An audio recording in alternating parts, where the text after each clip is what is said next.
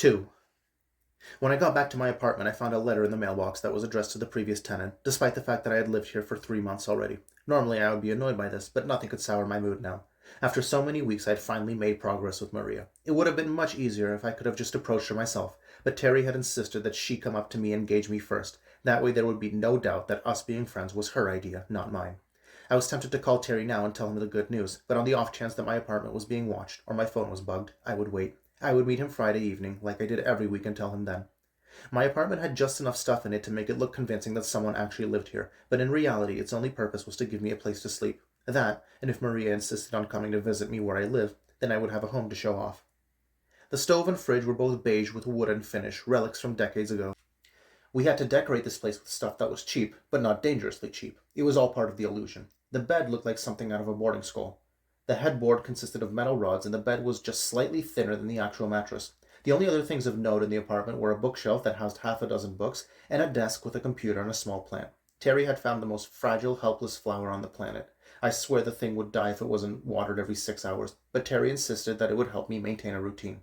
I sat down beside my computer. I knew I would not find Maria anywhere online. She did not use computers. That, just like her distaste for bars, was part of her lifestyle.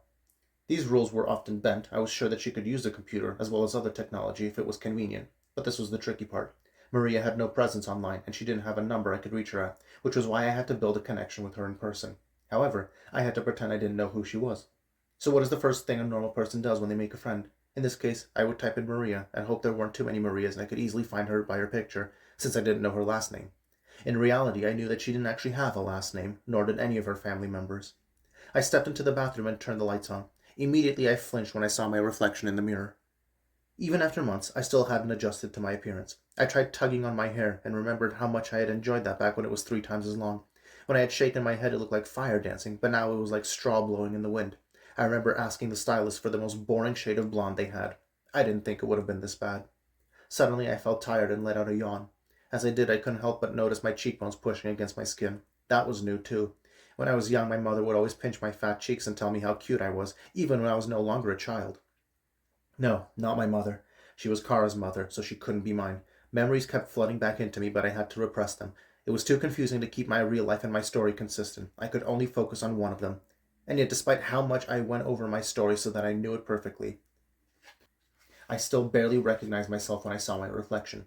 This type of dramatic weight loss wasn't normal, but Terry had kept a very close eye on me so that I didn't permanently damage my health.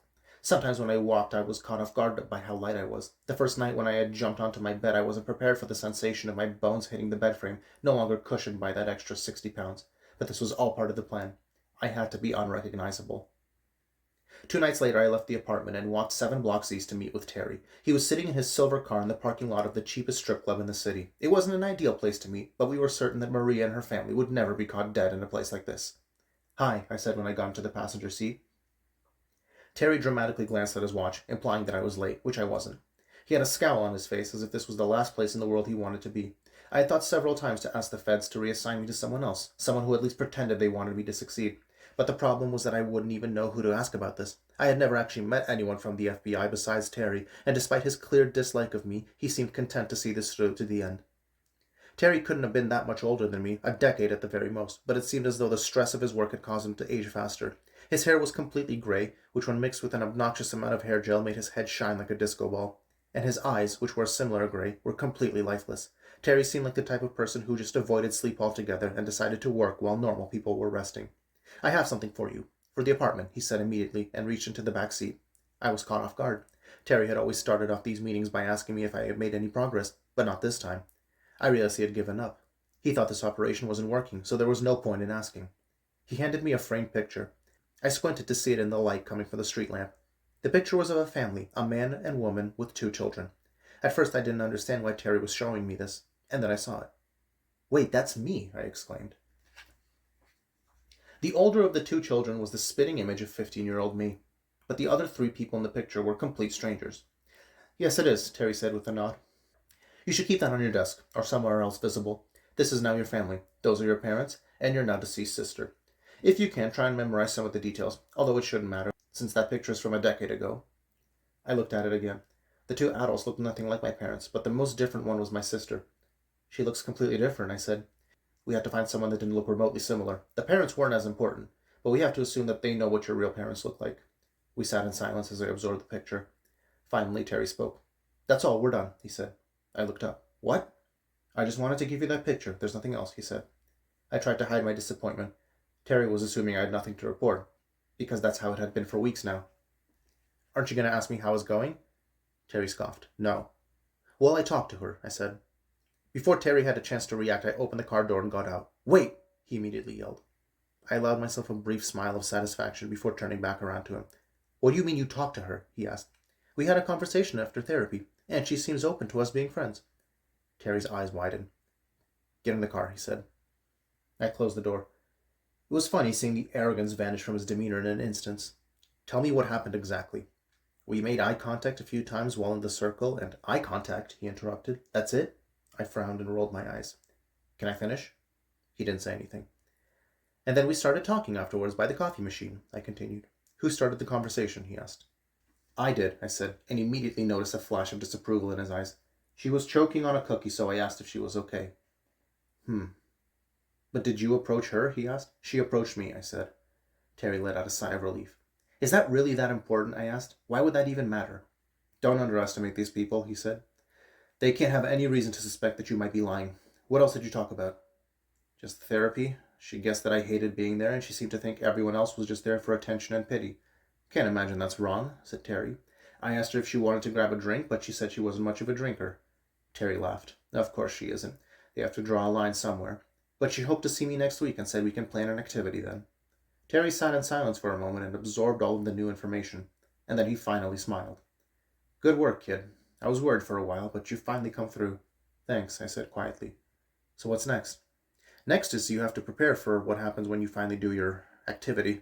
You'll need to prepare some questions for her. Treat this like you were really meeting a friend for the first time. Do not ask her about religion or politics, he said sternly, really emphasizing this point. You'll need to talk to her about this eventually, but she needs to be the one who brings it up. Do you think she might actually bring up her church the first time we hang out? I asked. Terry shook his head.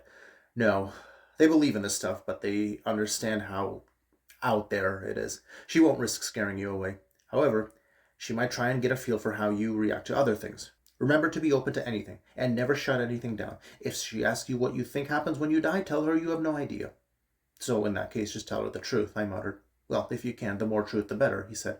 Also, don't get too pushy about her personal life. She's not going to tell you what she does for a living, or if she's involved with anyone. Or she might lie. I don't know. But if she doesn't want to talk about something, then just drop it, he explained. This is a lot to remember, I said jokingly. Terry immediately frowned. This is serious, he said. I know. It's just strange getting new instructions after being stuck at the same spot for weeks, I explained. It did take a while, Terry agreed.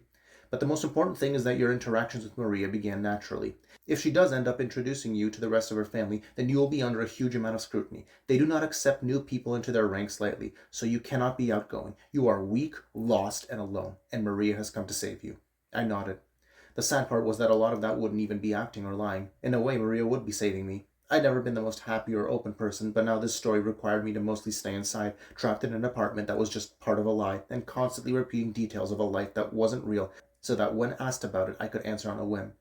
We meet here again next Friday at the same time, said Terry. But if she insists on having her activity on Friday night, then you can meet me in the parking lot of the library downtown Friday morning at 10:30. Got it, I said. She'll probably want you to make your plans on the night of the therapy session. You won't be able to call or text her because remember, phones are evil, he explained. I know, I said. Maria's mistrust of phones was part of the same philosophy as her lack of a computer. All right, said Terry. I'll see you next week. You did good. Thanks. Good night, I said. I got out of the car and felt a gust of cold wind hit me in the face. I put my hood up and began the long walk home.